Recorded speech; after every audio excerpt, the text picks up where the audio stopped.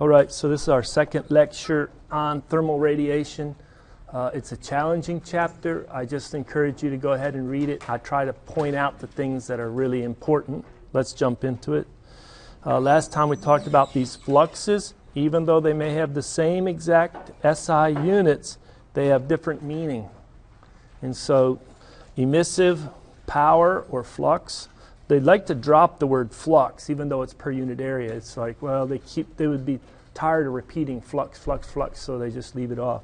So it's emissive power, but if you just said, give me emissive power, I'd probably just give you watts. But it's emissive flux. It's watts per meter squared that they're talking about over all directions, over all wavelengths. Same for irradiation, what's coming in over all directions and all wavelengths impinging on a surface. The radiosity is the net outgoing power or flux from a surface. So the net outgoing is both due to emission as well as the part of the incoming that is reflected. And we're going to have a property, we're going to learn a fraction of that incoming is going to be reflected. That's going to be the reflectivity, a property of the surface, times the incoming. What happens to the rest of it? Well, it gets absorbed. And then the net outgoing is the radiosity, and it's E, the emission, plus rho G, the reflected component of the irradiation. That's the net outgoing. And then what you do is an energy balance for the surface, something like this, and you find that you could have a net radiative flux. If it's positive, that means there's a net transfer away from that surface. You have to account for the absorbed part of the irradiation, then the outgoing, and if it's positive, so there's some thermal energy net leaving that surface, well, it has to be made up probably by Q double prime conduction. Something on the backside, a heater or a heat source. So, spectral intensity. So there's I is the symbol used for intensity, has a subscript lambda for spectral, so it's per wavelength measured in microns, and it's emissive. So the emissive spectral intensity, I lambda E, is a quantity. It has units of watts per meter squared, but that per meter squared is a particular meter squared. It's the area normal to the direction of interest. And so it's watts per meter squared per micron, that's wavelength, per SR. SR is steradian, the measure of the solid angle. So in a particular direction, you'll say, in this direction, this solid angle in that direction, you have an area of the physical surface that's the projection. That's this tricky part here on this meter squared. It's per surface area doing the emission, but it's per the area that's normal to the direction of the emission. So as you change the solid angle, maybe you're interested in this solid angle that's going straight up from a surface.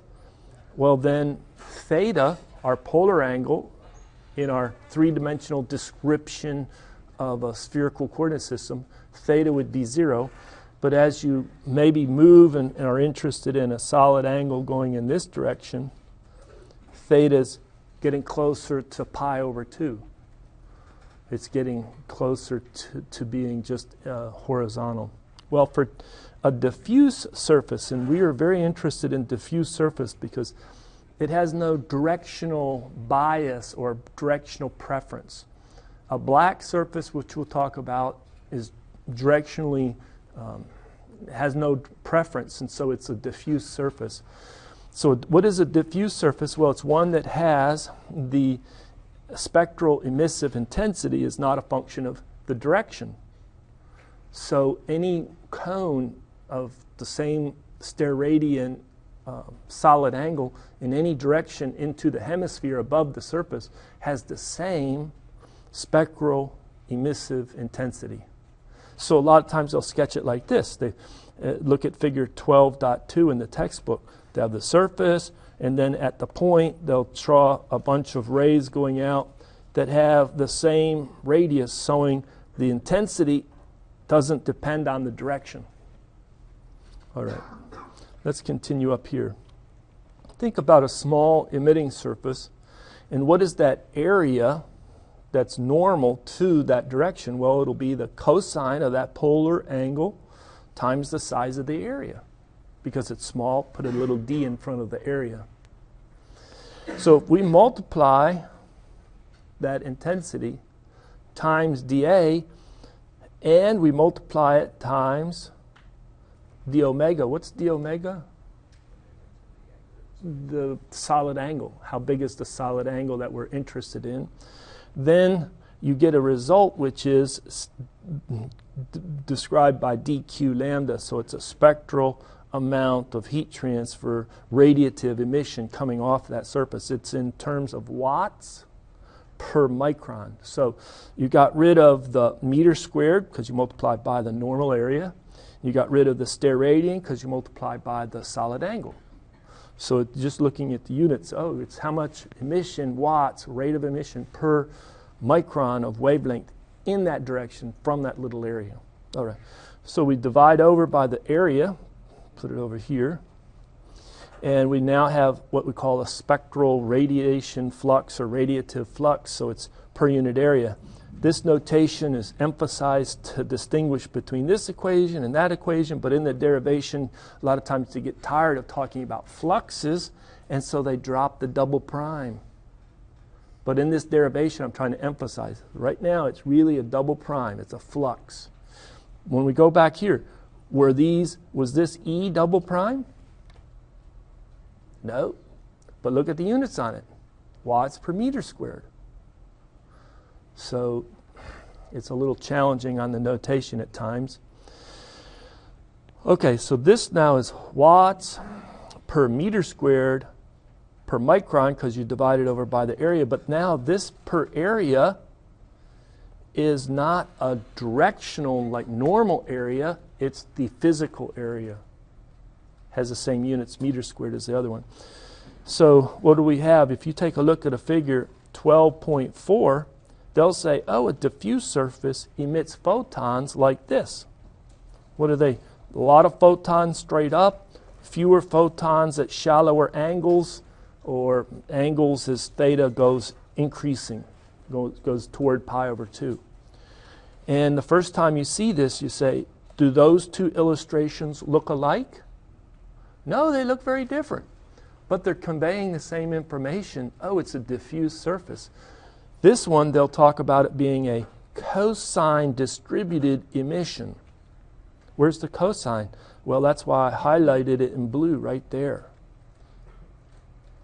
But it's the difference in the area that you're talking about. So a lot of times when you see intensity, it's per normal area in the direction of emission.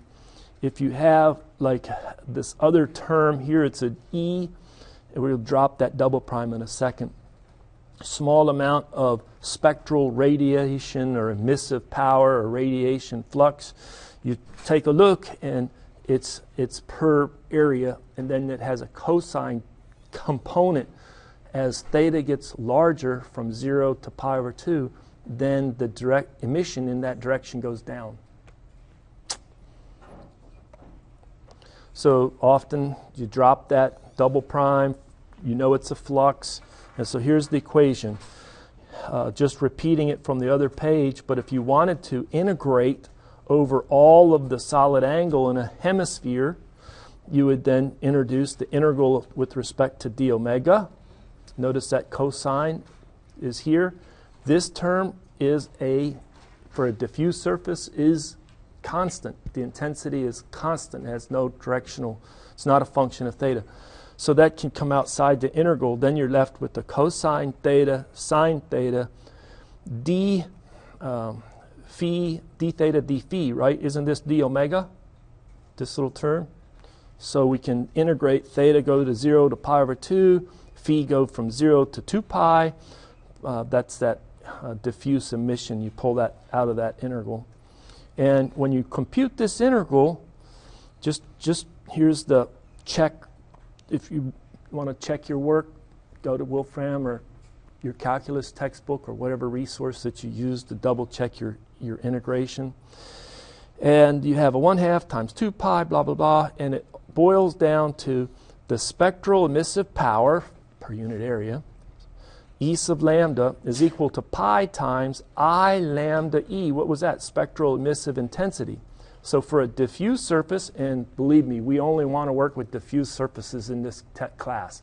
When you don't have a diffuse surface, you need a lot of computing power to do the bookkeeping because things are going off at different properties at different angles. Oh, you see it. It's a reality.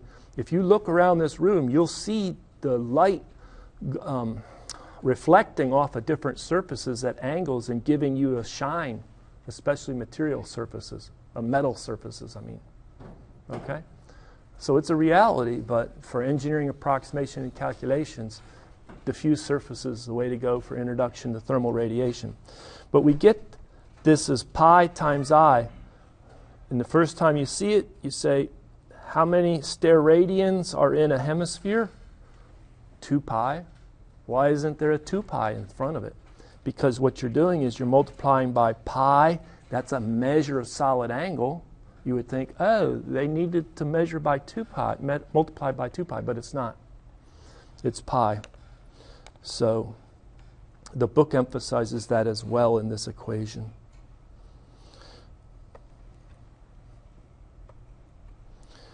Just to make sure and emphasize it, for a diffuse surface, sometimes they'll sketch it like this. What are they showing us? They're showing us the emissive intensity is uniform. Or they'll show it like this. They'll say, oh, the emissive flux is cosine distributed. And you look at the I, or I times the cosine of theta. You could put the E here for emissive flux, and it's per micron. But the areas, you can't tell just by looking at the units. It's per meter squared. It's per meter squared, but one is a different meter squared. So I tell this little story. It happened to me in Thermo 1. I asked students one time to calculate. We were emphasizing energy, energy, energy, right? And so what is the SI unit for energy? Joule. Joule, joule, joule. And then what is joule? Joule is a Newton times a meter. Newton times a meter. Is a joule a Newton times a meter? So we were really beating them up in Thermo 1. Joule is a Newton meter. Joule is a Newton meter. Then how you can calculate electric energy transfer or electric power, shaft power or shaft energy transfer. And I had a problem and I said, calculate the torque in the shaft. All right, what are the SI units for torque in a shaft? A Newton times a meter. And they had just been beaten up. So I give that problem on the exam. About a third of the class gives me back the torque is so many joules. What do you think? It's wrong. You don't want to do that on your first day at work. You want to know what the... And so anyway, it was quite a eye-opening experience for me. It's like, why are they reporting it as joule? It's a torque. It's not a joule. Anyway, similarly here, you can't really tell. It looks like this is the same. Also, look at this. What is a meter squared times a meter? You would say, isn't that a meter cubed? Hey, isn't this a volume? But look right here. Meter squared times micron. That looks like area times length. Isn't that a volume? But it's not a volume. So they'll leave it clearly as a micron for a wavelength. Okay. Just to emphasize again, this I is intensity, E is emissive power, emissive flux. When you want to integrate over all the solid angle, you multiply. If this is constant for the hemisphere, if it's diffuse, you integrate over the whole hemisphere, you can again get the whole spectral emissive power into the hemisphere equal to pi steradians times I. So this pi has units steradian. We already emphasized the other units on emissive power and spectral emissive intensity. If you then do what are we doing here? Going from this equation to that equation. Not integrating over all the solid angles in a hemisphere, we're integrating over all the wavelengths. So if you integrate the other equation over all the wavelengths, E sub lambda integral d lambda from 0 to infinity, what do you pick up? You just pick up the total emissive power over all wavelengths, over all solid angles into the hemisphere above the surface. It's equal to pi times that. All right. Well, clicker question. What are the units? What are the units on this term? SI units on that term.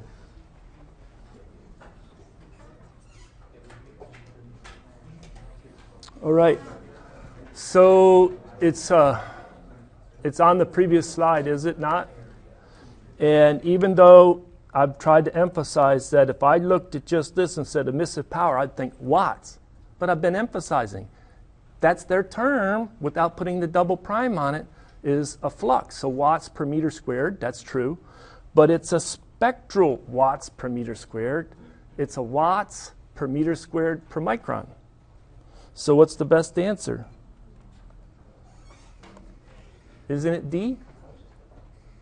Isn't it D? All right. Do you want box A? Here, A or B? Which one out loud do you want to do? I'm only going to do one of the other two. A? You ready for A? What are the units on lambda, I lambda E? So that's, I got to get this right.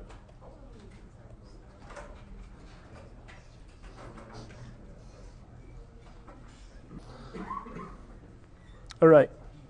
So we emphasize that. Are there any units associated with this pi? Steradians.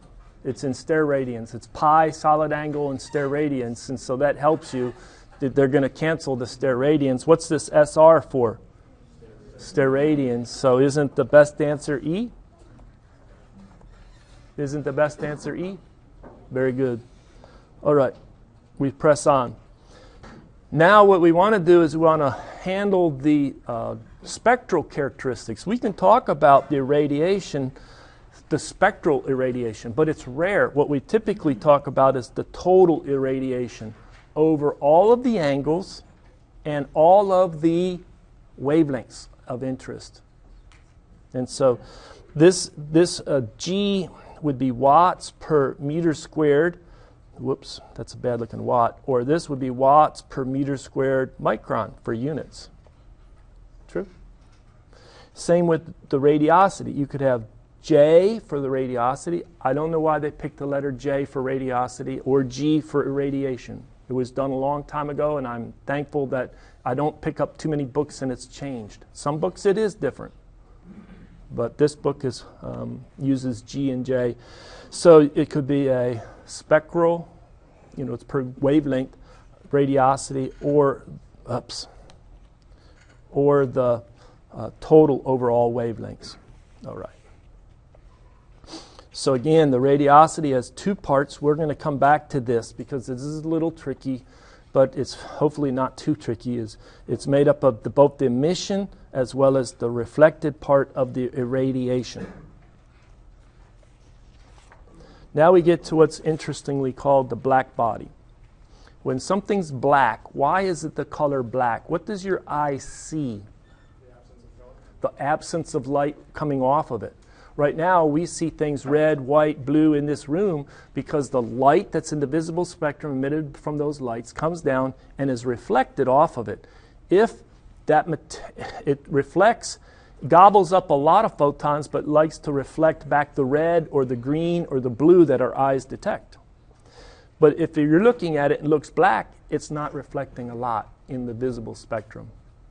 Okay? So it's gobbling them up. So what is a black body? Well, we talk about a surface being a perfect black body. It absorbs all of the incident radiation. How would I make something that would absorb everything that impinges on it? Well, you make a fake surface. How do you make the fake surface? You make a large cavity, and you put a little hole right there, and that hole, small hole with a large cavity, if any photons are coming this direction or that direction or that direction, hit through that hole, they're just going to go straight into the surface, into the cavity. And once they're in, you try to treat the cavity such that you have a high probability, like 95% chance, that the photon, the first time it impinges on the surface inside, is absorbed. You treat it, you make it black, you treat it by painting it a certain way. But if it does reflect, the probability is it's not going to reflect back through this whole small hole.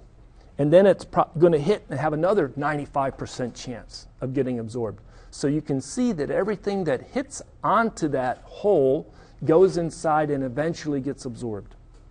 The other thing is you make this cavity, the walls of the cavity, out of thick copper or thick aluminum. Why? Because it's good at conducting heat. And then what you do is you put it in some bath so you can control the temperature. So the temperature everywhere on this surface inside is the same. So if it's the same everywhere, the photons being emitted from it will preferably be a nice cosine distributed diffuse surface. But even if it's not a perfect cosine distributed diffuse surface, the net flux of photons that come this way that are going to go out that surface, that hole, that imaginary little surface where the hole is, will be very, very well an approximation, very close to a perfect cosine distributed. So it will emit out of that hole, based on the average temperature in the cavity, a perfect diffuse emitter. So it's a perfect absorber and it's a perfect emitter. All right. And so it's a diffuse emitter. All right. So that's what a black body is. So if I want, sometimes they'll draw it like that. Sometimes they'll draw it like, let me change color here, like coming out with this. So here, if they draw it like that, they're talking about the intensity. If they draw it like a cosine distributed, then they're talking about the flux. Well, this is a little complicated. You can go back to physics and try and figure out the equation for the emission as a function of wavelength for a particular temperature. So this is described by Planck's equation or Planck's distribution, this equation right here. Let's take a look at it plotted, that this line right here, the red lines are plotted, this equation at different temperatures. But what's on the x-axis? Wavelength. Going from about 0.1 to 100, the thermal radiation, part of the electromagnetic spectrum. Look at the y-axis. What they plotted is E sub lambda for a black surface. They plotted the Planck's distribution. Okay, look at the range. It goes from 10 to the minus 4, minus 3, 10 to the 3. Is this a large range? Tremendously large range, right? This is very rare in engineering. You get that much of a range for something that's real, that makes sense. Like I can go outside of this and look up and see the sun beating down photons, right? And the effective temperature of the sun, and throw a number out there, 5,800 Kelvin. That's the range of photons that are floating down, that are impinging, and they'll be hitting on my skin and all over in the surface of the earth, right? If we go outside. In this room, it's around 300 Kelvin. So this is the distribution of the intensity of the photons for the surfaces that are currently emitting in this room, and this is it for the sun. So it's not like a range that doesn't make sense. This range makes sense. The intensity is very high coming off the surface of the sun. All right. Well, so let's take a look at the 300. What you have here is that for a 300 Kelvin surface, a lot of the photons are emitted, or the highest number of photons are emitted around the wavelength of 10 micron. That's the peak of that curve. How about for the surface of the sun, where it's the peak at? About smack dab in the middle of the visible spectrum, what we talked about before, right? If you wanted to say what is the range of wavelengths, not all of them, but let's say about 90% of all the wavelengths, for the range of wavelengths for the photons being emitted off a 300 Kelvin temperature surface in this room, take this point, drop it by an order of magnitude, a factor of 10, come across and cut, and it would be roughly between 4 microns and 40 microns.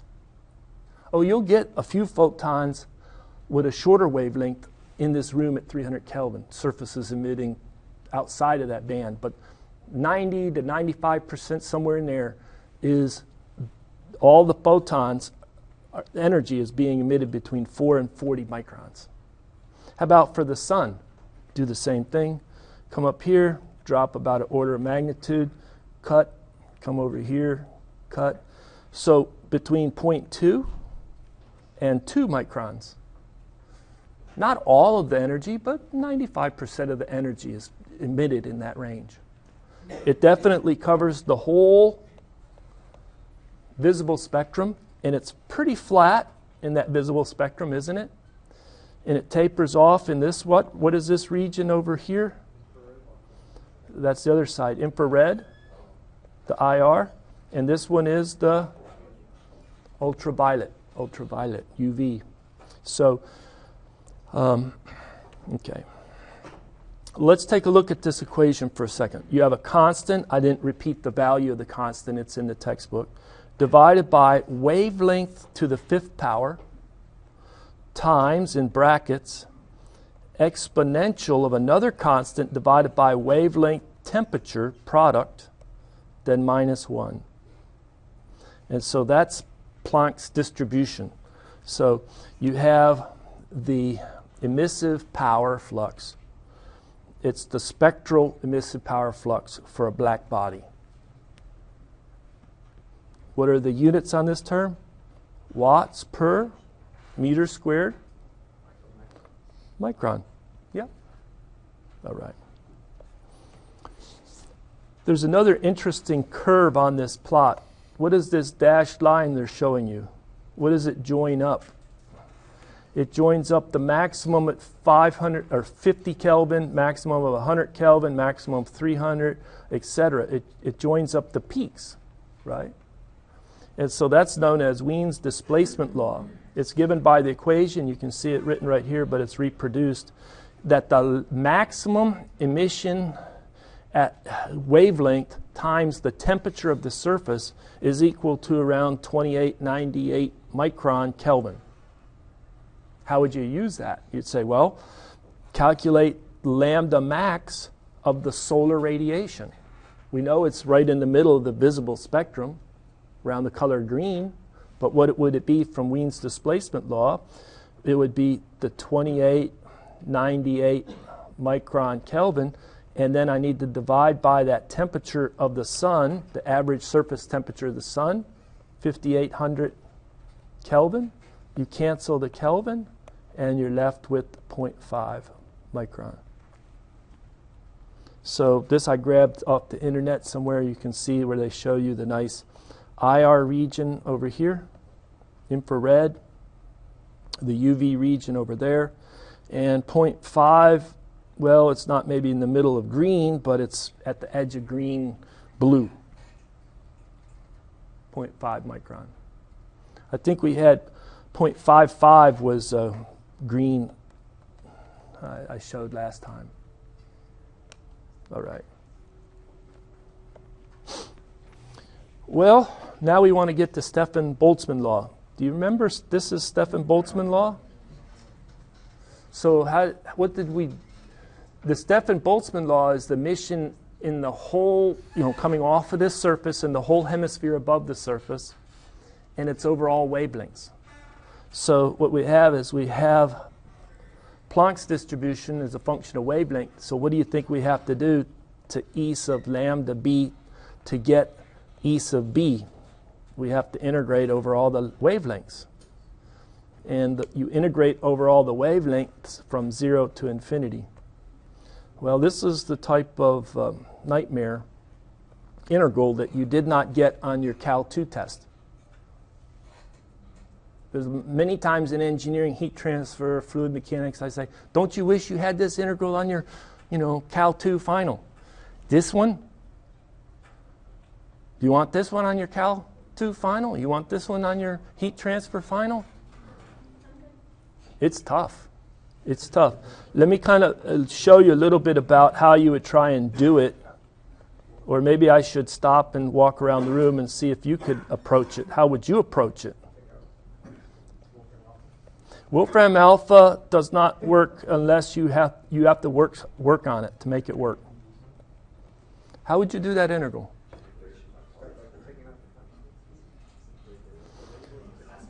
And as you look at it, what do you know is going to happen? You're going to get this as a result. You're going to get sigma times temperature to the fourth as a result. Where's the only place you see temperature? And is it anything like to the fourth or the sixth power? The first time you see it, you say, impossible. Whoever did this was a genius. Of course they were, right? Long time ago, but it's really incredible. So, okay, what I would do to try to solve this, I would look and I would say, I want to change variables. Instead of integrating with respect to lambda, I'd like to integrate with respect to a new variable x, which is lambda t divided by C2. How did you know that? Well, I'm looking at this hard part of the integration right there. And so if I wanted to integrate with respect to lambda, if I wanted a new variable x as lambda t over C2, I would multiply by t, which means I need to divide by t. I would divide by c sub 2, which means I'd multiply by c sub 2. So isn't this handled already for that part? And then what about down here? I would have to multiply by t to the fifth. Put t to the fifth there. And divide by c sub 2. Put a c sub 2 there, but it's c sub 2 to the fifth, isn't it? Just focusing on, it would go from 0. I'm going to work on those limits in a minute. Put the c1 outside, t to the fifth. C2 divided by C2 to the fifth t times the integral of dx divided by x to the fifth exp 1 over x to the minus 1. But I have to work on the integral. So this was at lambda equal to 0. What is x when lambda is equal to 0? X is equal to 0. How about when lambda equals to infinity, what is x? Infinity again, right? All right. This integral, Wolfram can handle.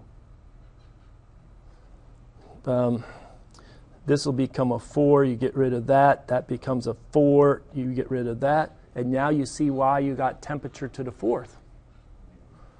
So the Stefan-Boltzmann constant, sigma, is going to be C1 divided by C2 to the fourth times that integral of, well, I'm not going to repeat the integral, but there's that integral right there. True? All right. So there's it, but you had to do the transformation. Does it look like the same integral that I wrote? Does it say it was able to find it analytically? No. So it did it numerically. But that's the derivation of the Stefan-Boltzmann law from, where did we start? What is this equation known as? Plancks distribution, right, Plancks distribution. I'm going to pick up there next time.